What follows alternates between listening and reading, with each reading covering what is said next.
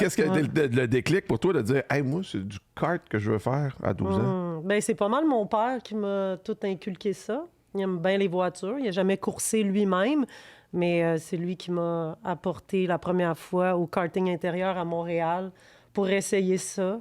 Puis je pense que j'ai aimé ça. Fait que là, il n'a pas eu le choix de m'acheter après ça mon kart. Puis là, j'ai commencé à faire de la compétition comme ça. Puis ils me suivent toujours depuis. Ah ouais, hein? Ouais. Mais en kart, 12 ans, c'est quasiment vieux. Oui. Fait que c'était comment quand tu as commencé, un, d'être plus vieille que les autres, puis deux, d'être une femme aussi? Ben, j'étais surtout pas très bonne au début.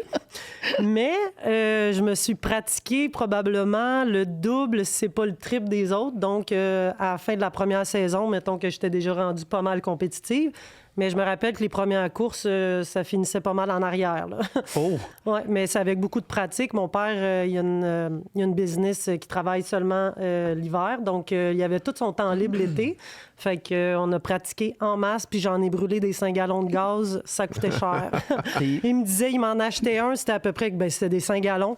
Puis il me disait, bon, on repart pas tant que le 5 gallons il est pas fini, mais dans un 4 temps, là, c'est beaucoup. Mais qu'est-ce que j'aurais demandé? Tu n'es pas en DD2 en 125?